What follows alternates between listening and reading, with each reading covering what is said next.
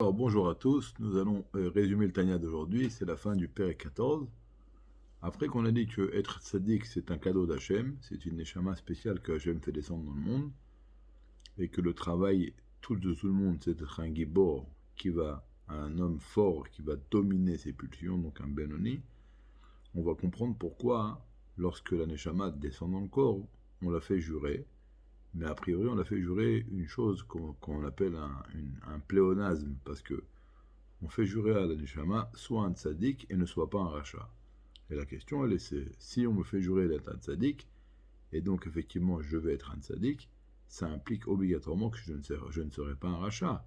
Alors pourquoi on a besoin de me faire jurer deux fois, soit un tzaddik et ne soit pas également un rachat?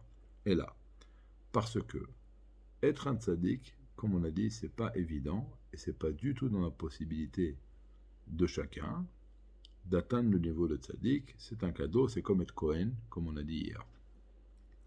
Alors, ce qu'on demande d'un juif, c'est d'être ce qu'il peut être. Et ce que l'on peut être, c'est un Benoni. Un Benoni, c'est comme on l'a dit auparavant, quelqu'un qui ne va jamais transgresser une mitzvah négative. Il va également se maîtriser et il va également jamais annuler une mitzvah positive. Donc il fera toujours du bien et il ne fera jamais du mal.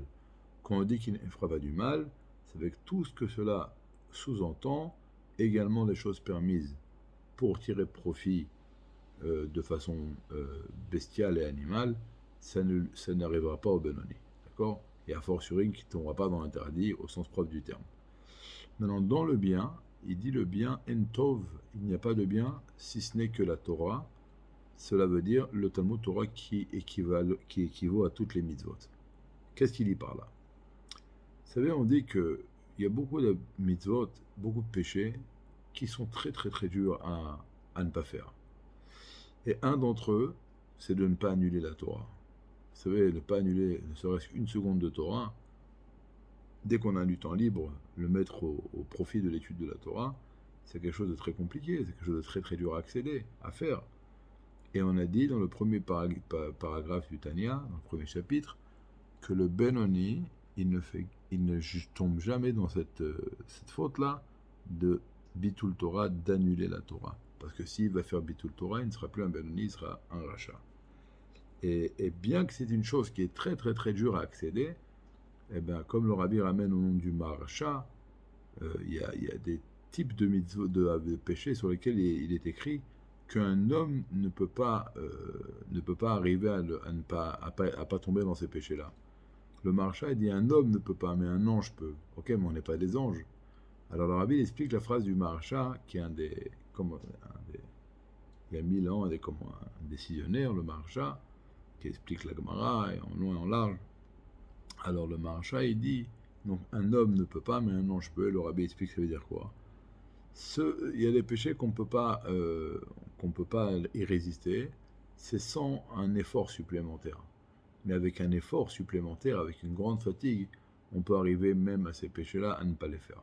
Et donc le Benoni fait un effort tellement grand, il fait un travail tellement grand sur lui-même, qu'il ne va jamais transgresser une mitzvah négative, et il ne va jamais passer outre un commandement positif, et même celui de Bitul Torah, il ne tombera pas là-dedans, il sera tout le temps, chaque seconde, libre de sa vie, il étudiera la Torah. Maintenant, sauf, finalement, Hachem nous a fait également jurer d'être un tzaddik. Alors bien qu'on ne peut pas l'être, et c'est un cadeau de Dieu, mais si Dieu nous a fait jurer, ça veut dire qu'il attend peut-être qu'on va essayer de le faire. Alors, même si on n'y arrivera pas, il y a deux choses. Nous, on doit faire notre travail. Après, lui, il fera le reste. Alors, le tzaddik, il a deux choses. Il adore Dieu, un amour, un amour extraordinaire, une jouissance extraordinaire pour Hachem, et automatiquement, la conséquence, elle est qu'il déteste le mal.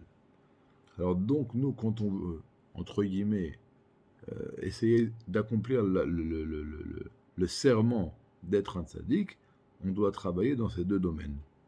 Réveiller chez nous un dégoût pour le mal, et réveiller chez nous une jouissance extraordinaire qui va s'exprimer dans un amour de Dieu, avec pas un feu dévorant, mais comme de l'eau, ahava beta anogim, avoir un délice et une jouissance extraordinaire dans l'amour de Dieu. Alors, nous, on va commencer par le contraire. C'est-à-dire que le tzaddik, comme il adore Dieu, automatiquement, la conséquence est qu'il déteste le mal. Mais nous, on n'aime pas Dieu comme le tzaddik, donc on ne peut pas, en conséquence de notre amour pour Dieu, détester le mal. Que ce soit à 100% ou à 80% en fonction de notre amour, comme on avait dit, tzaddik tovlo, tzaddik veralo. Ça dépend combien il aime Dieu, combien il n'aime pas Dieu. Nous, on ne peut pas commencer comme ça. Alors, nous, on doit commencer à méditer sur l'aspect négatif des plaisirs de ce monde pour réveiller un dégoût pour elle. Alors, il donne un exemple, il y a une ta'ava, un désir que je ne mentionnerai pas ici, tout le monde peut regarder, pour ce qu'on appelle en hébreu le ta'avat nashim. Alors, il va réfléchir que c'est comme une casserole remplie d'extréments. Alors, c'est un peu choquant de parler comme ça, mais c'est comme ça, c'est parce que c'est la vérité. Et il dit pareil, quand tu vois un aliment, un super bon plat, et tu dis, oh, c'est bon, je le veux. Alors il dit, ok, c'est bon, c'est beau, c'est vert, c'est jaune, avec de la moutarde, avec de la sauce. Mais quand tu vas le manger, n'oublie pas ce qu'il va devenir. Il y a des gens qui ont vu plusieurs fois comment on fait la shrita d'un poulet ou d'une vache. Ils ont dit, non, non, ça, je ne le mange plus. Il y avait dans la Gemara, un goy qui a demandé à un Amora, il lui a posé une question et le Amora, qu'est-ce qu'il a fait? Il a amené un morceau de viande bien saignant, et puis devant lui, il a coupé, et puis après, il a grillé, et il a dit, tiens, on va manger un steak sur le feu, et l'autre, il a dit, non, je ne le mange pas. Il dit, pourquoi? Il dit, jamais, toujours, moi j'ai vu le steak quand il arrive dans mon assiette, mais jamais vu le processus, comment il est préparé. Et maintenant que j'ai vu cette viande-là, cette chair avec tout le sang, ça me dégoûte. Alors, c'est ce qu'on dit, il faut réfléchir sur quoi tu es en train de t'enthousiasmer. Sur une chose qui est belle, mais que demain matin va devenir un extrêmement dégoûtant et répugnant dans les toilettes. Et donc, ça va réveiller chez nous une sorte de dégoût. Maintenant, à force de méditer comme ça, alors il y a écrit que ça peut devenir une habitude et ça va devenir une seconde nature chez nous. Alors, on ne va pas détester le mal comme le tzaddik, mais au moins on va comprendre qu'il y a quelque chose ici qui est répugnant et on va amoindrir l'effervescence envers cette chose-là.